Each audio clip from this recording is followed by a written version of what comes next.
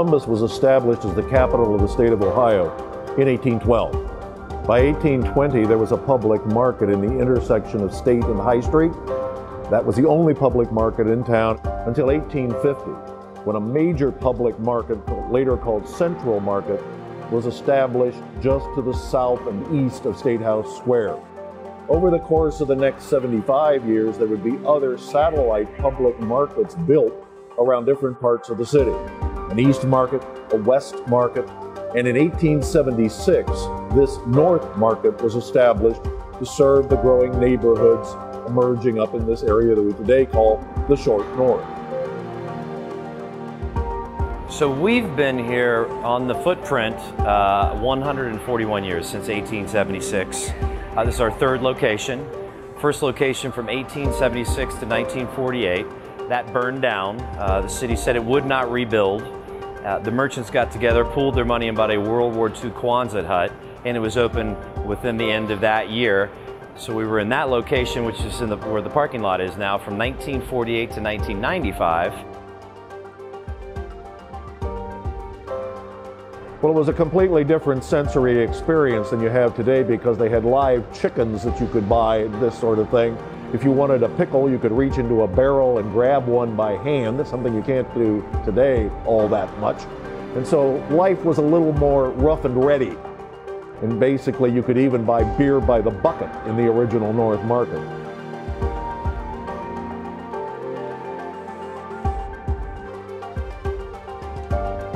Public markets are not, there's not a lot of them. Most cities don't have any left. As I said, Columbus used to have 4, we're the last remaining, but many cities don't have any. So it's really special that we still have one in this city, and it's been here 141 years.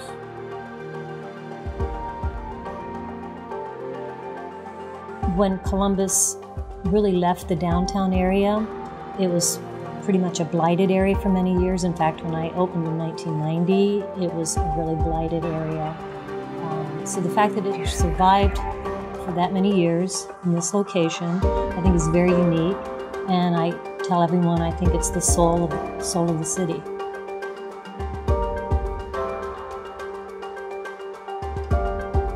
I mean, we were the pioneer of this district, in that, well, obviously for 141 years, we were before the convention center, we were before the arena district, before the Short North really had its revitalization.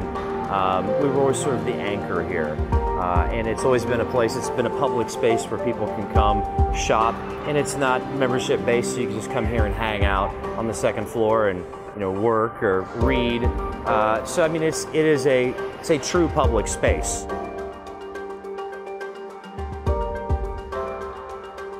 My first experience in the North Market was when I was like in middle school, and my mom would bring me down on the weekends. But we would go in, and then, like, you know, in like any great market in the world, you walk through the door and you're just like overwhelmed with what's going on in the air, and like the sound and the smell and the sights. I mean, it's just color and people everywhere. It's like overwhelming, all of your senses. But I remember that very well. I owe pretty much everything I know about food, business, community, seasonality, Ohio agriculture, to what I learned here at the North Market.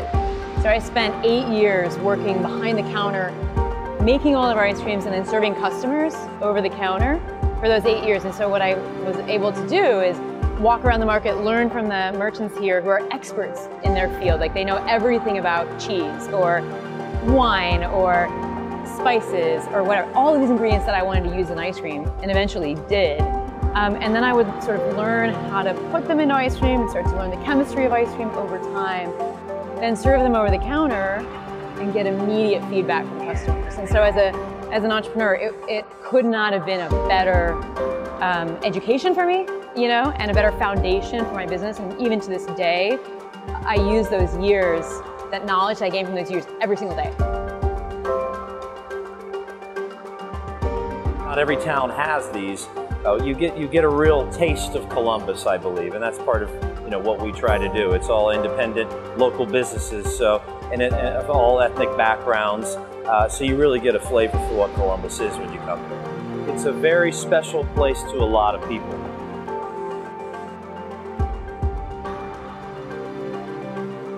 I love how the North Market influences the community. To me, there are days when I walk through here and I just feel this huge sense of pride because I see groups from daycares, I see groups from differently abled people, groups from rehab centers, all using this space. It's a safe space, it's comfortable, they can come here to rehab, to be taught, to be socialized, and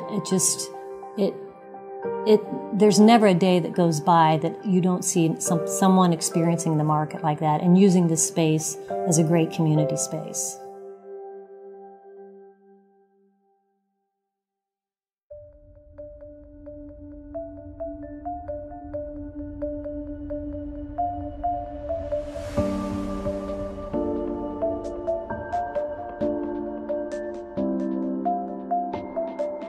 Our beautiful 1931 Ross Wing is an example of this. We're a series of salon-style galleries that were kind of linked together with the circulation system, which was very specific and of its time. And the way that building looked was specific and of its time. The sort of idea of this great preservation of the works in this kind of hallowed hall that's raised off of the ground plane. The function of a museum edition today that is going to house larger contemporary pieces completely drives the shape and the form of the building.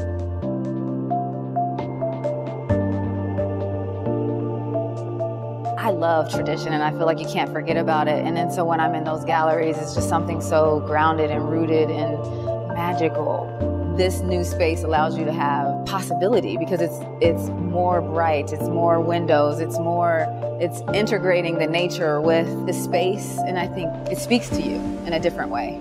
And again, each time is totally different. You know, you walk in, you're like, oh, I didn't really see that the last time. As you're making your way up this kind of gentle sloping walk, that's your moment to pause and kind of disconnect yourself from whatever else is on your mind from the outside world. So that when you get to you open the doors into the atrium, you're kind of primed for that experience. And in that experience of the atrium, that kind of what you see and what you feel, figuring prominently into that space is the outside of the old building. And so that served as a memory generating tool for people to really kind of connect with the history of the facility. You also, there's a series of bridges, and so those bridges have people walking across them, obviously. And that sense of activity and continuity suggests that there are things happening on both sides of those bridges that might be interesting that you want to go to, and the stairs lead you up to that first major bridge that takes you on that kind of journey.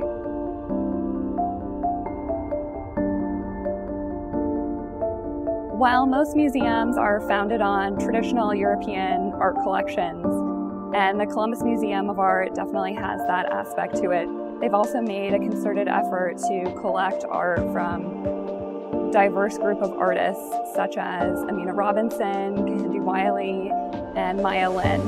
And I think that it's so special for every child to be able to come to the museum and see themselves reflected in the collection. My 3-year-old has a favorite piece at the museum and the contemporary galleries. It's Alison Saar's Nocturne Navigator.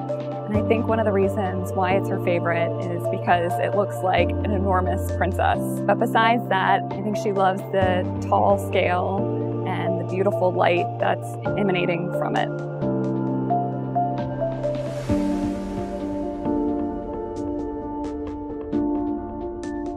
When we first walked in,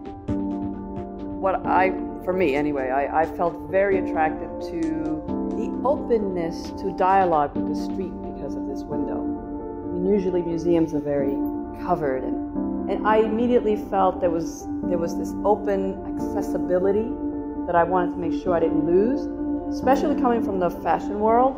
The window is our conversation with people outside, and I made sure I used it as a window in a store and turn it into art. Yeah, and there's something about a viewmaster effect, right? There's something about peering into the space. It's perfectly proportioned, and the color and the texture of what's around it, the stone, is fascinating. So it's such a beautiful combination.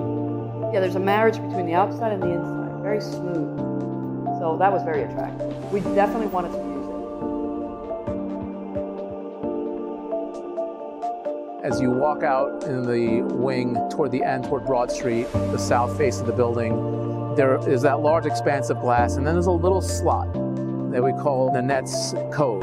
And basically, you can stand in that and you can actually look at the historic building and a really great frieze panel up there that's sculptural that you really never were able to appreciate previously. What you also see there is a conversation among the materials of the buildings. So when you're standing there, you can see the limestone of the 1931 building, which is similar to the material used on this building for the base. But if you look beyond the museum itself and at the museum, there's bronze on the museum building, and bronze is a copper alloy. And if you look past the museum, there's a church steeple that's a patented copper.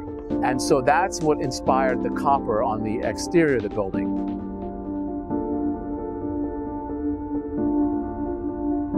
To be in the gallery at CMA with community doing yoga was like, it was really unheard of. Like for me anyways. And to bring people that actually have never been to CMA and for them to experience it on that level, I think open their eyes to what art can really do for your life and the possibility that you can create through the power of movement through yoga, and also to be able to observe the intention of this artist. There's something that happens in there. For spaces to become more universal, where people feel welcome, all people feel welcome for all backgrounds, I think is a very, very important part of the evolution of our culture, but also what these institutions do and who they serve and how they can serve them better. Because there are powerful ways that these cultural institutions can impact lives and inspire people that maybe we haven't realized yet.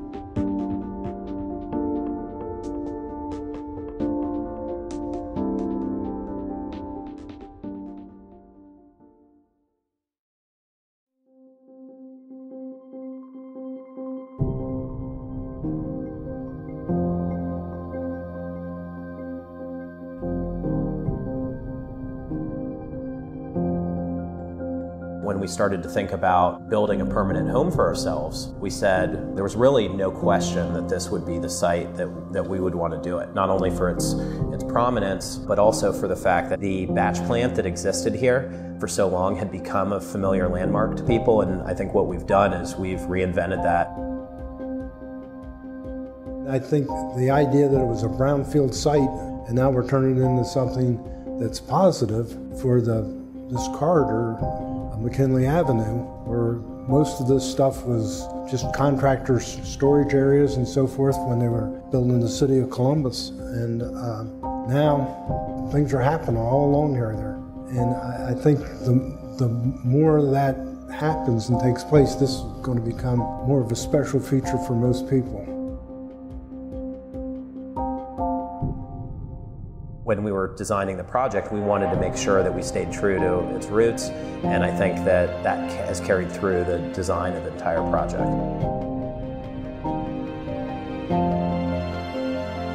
If you look at the building, many of both the existing materials, which we adapted and reused, so the silos in the lobby, were reflected in the materials that we chose for the new additions. So concrete floors, columns. If you look at the other materials we're using, it's glass and it's steel, and then it's wood, and it's all very natural materials that are consistent with the type of site and the heritage of this site.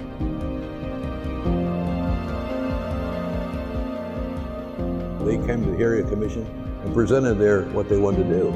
It was really different, you know. And I knew about this place for many years. I worked in the railroad, and I worked here in the yard, which was up the road here about half a mile. And we serviced this building. We put cement in this building. And I thought, well, they're going to tear this place down, you know. When they heard they were going to repurpose it, that was really interesting. And I thought, man, what are they going to do? I want to see this thing. I don't know if George told you about our trip to Copenhagen, which was tough for us 30-year-olds to keep up with him. But we had a lot of fun, and we looked at buildings that we thought were interesting. And we ended up in Copenhagen because this site is a sort of a low-lying site. We were looking at where where in the world could we go and see other buildings that aren't skyscrapers, but that incorporate really good and elegant design. So we go over to Denmark. Right outside my hotel room, I could see this white silo. And there was this curving stair that went up, and there was a room for somebody that, a watchman to have a desk and so forth. I said, that's what your entrance could look like. Wow, that's what we want.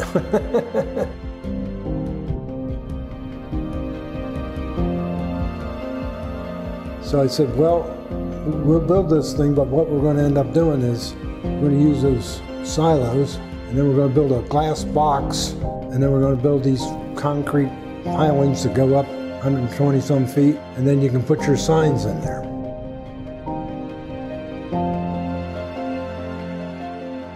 This is another point of the skyline of downtown Columbus.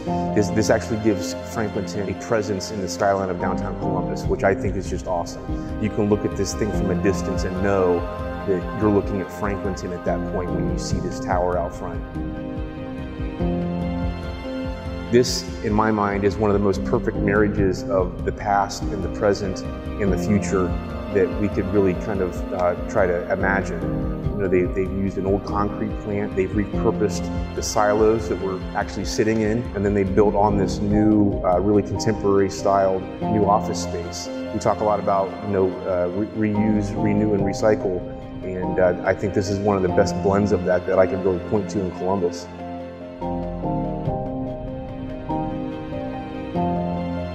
What we're really seeking to do is merge architecture and media and create a new dynamic architecture. So it's something that changes. What you see here on one day will be different than what you see next week, and that's, I think, one of the most exciting things about it is the opportunity that, unlike most buildings, which are static for a long, long time, we're a very visible and always changing part of the skyline, and I think that's really exciting.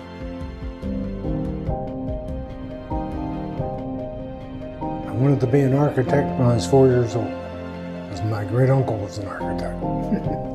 And my mother was an art teacher, and she taught me how to draw. She always say, don't draw what you think you see, draw what you see. When you can draw what you see, you can draw your dreams.